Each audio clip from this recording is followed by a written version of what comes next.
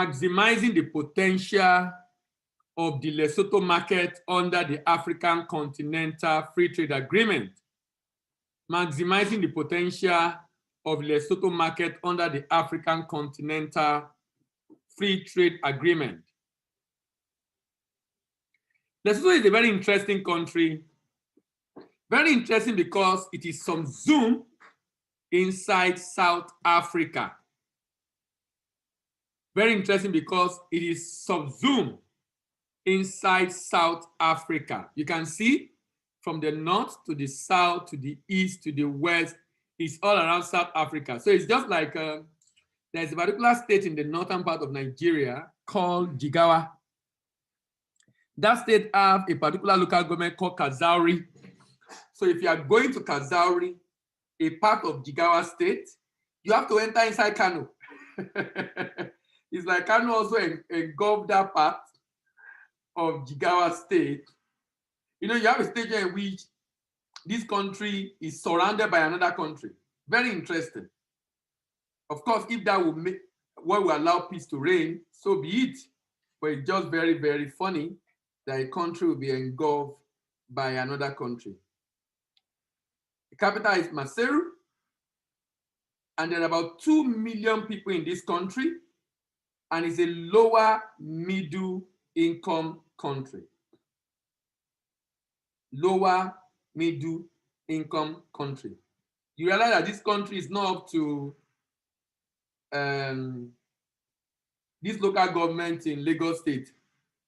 Alimosho local government. You know that local government, I think about 6 million in that local government.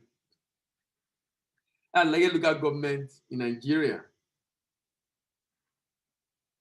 Scoring 59.4% and ranking about 122 on the Ease of Doing Business Index of the World Bank. You can see that this country is a landlocked country, an enclave of South Africa, predominantly Christian, Protestant, just about 1.4% non-Christian. Remember the implication of that the religion of a people influence their culture influence their lifestyle, and their lifestyle influence the way they buy. Their lifestyle influence the way they buy. The official language is Lesotho. Agri products produced in that country include milk, potato, maize, vegetable, fruit, beef, game meat, mutton, beans, and wool. These are the products of this country. These are the products of this country.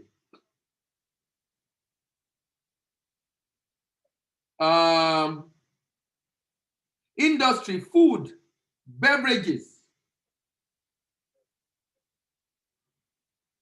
Industry, food, beverages, tourism, textile, apparel assembly, handicraft, construction, and income, like I said, is a lower middle income country. It's 29% urbanized. The implication of that, if you are going to sell anything in that country, you have to go into the hinterland beyond the urban center, because 70% live in the rural area. Literacy level is about 80%. That's good enough. Inflation, 5.3. Inflation, 5.3%. GDP, 2.462. GDP, 2.462. Now, that's the GDP of a whole country. That's the GDP of a whole country, 2.462.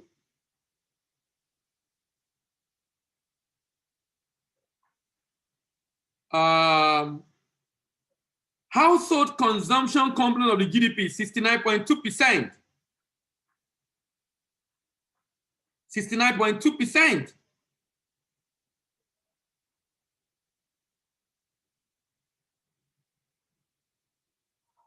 That's very important. Remember the correlation we often have between the fact that if a country is a low middle income country, that country most likely will have a high level of household consumption, such that the consumption component of the GDP becomes almost 70%. Interesting. Almost 70%. Consumption component of the GDP being almost 70%.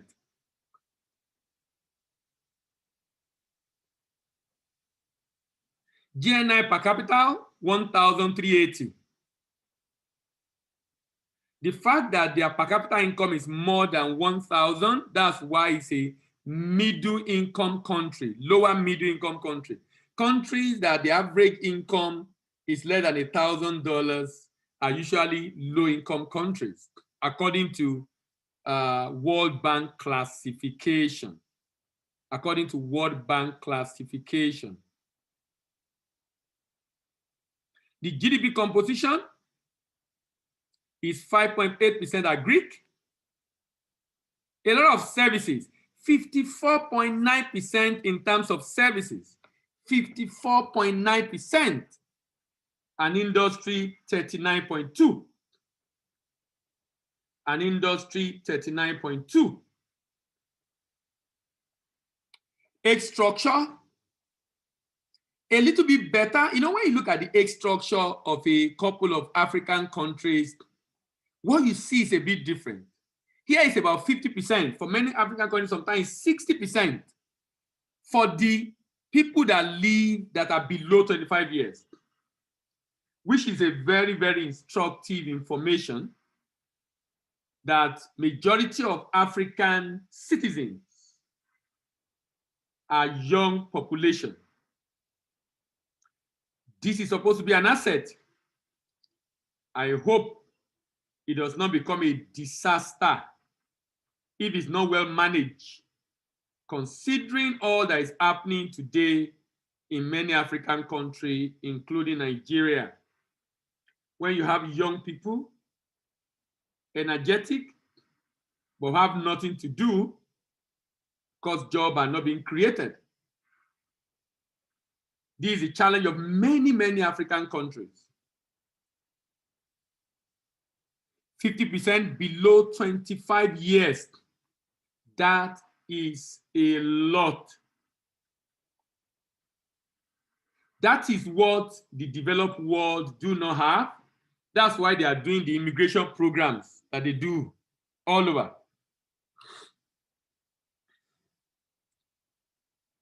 Now, with all this information, give us an idea of what this country look like.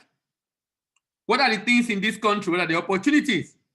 And what can we take advantage of in this country?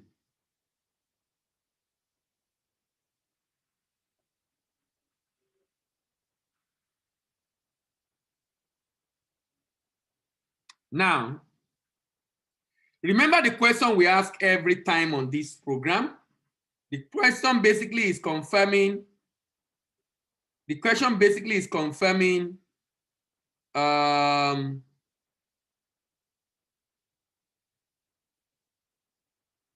your readiness to take advantage of this market. The opportunity is there, no doubt. But how many people have what it takes to take advantage?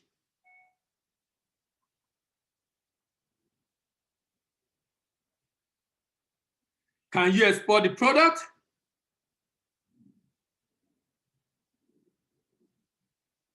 Do you have enough demand for the product? What product are you looking at?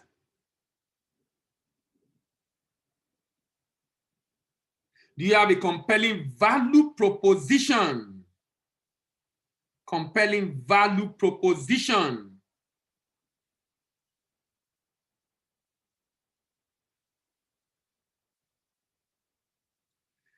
Do you understand the target market? Can you meet the pricing expectation?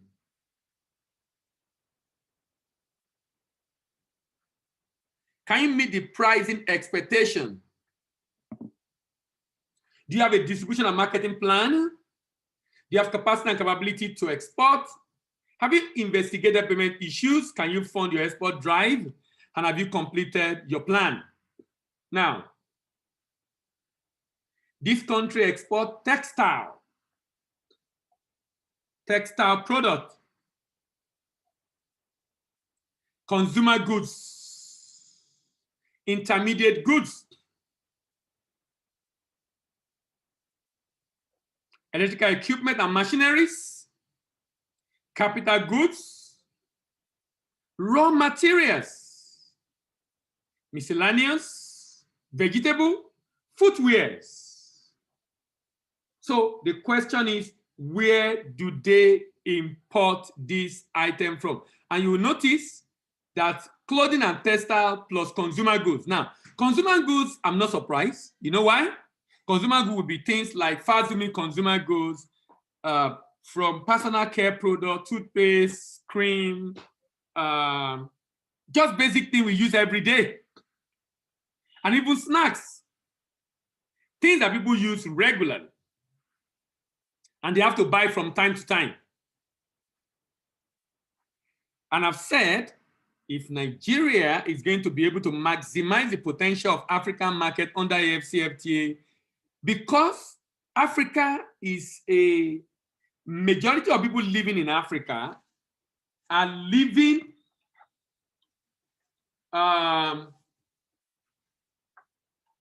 for survival. Because they are living for survival, you know what happened?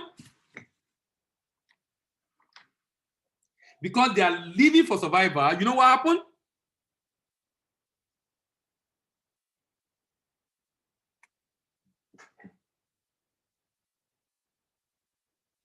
They mainly buy consumer goods.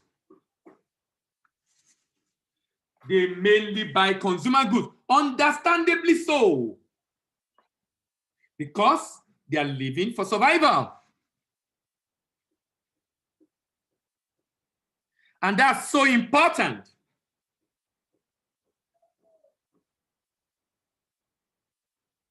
That's so important.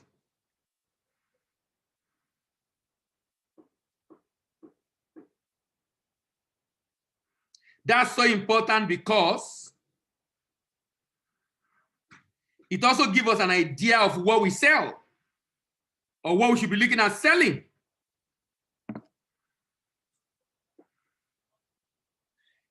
What we should sell or what we should be looking at selling. So if you're going to trade under AfCFTA, you've got to be very strategic. You've got to be very strategic. And like I said, if the data we have and we've talked about and display every week is anything to go by, the data basically reveal to us that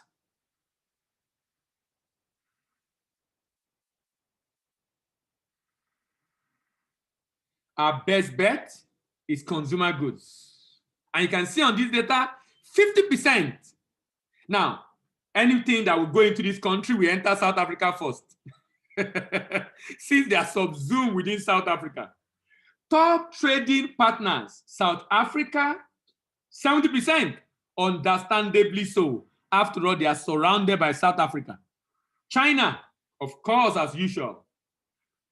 Other Asian countries, India, Japan, Zambia, Hong Kong, Vietnam, Zimbabwe, and the United States of America.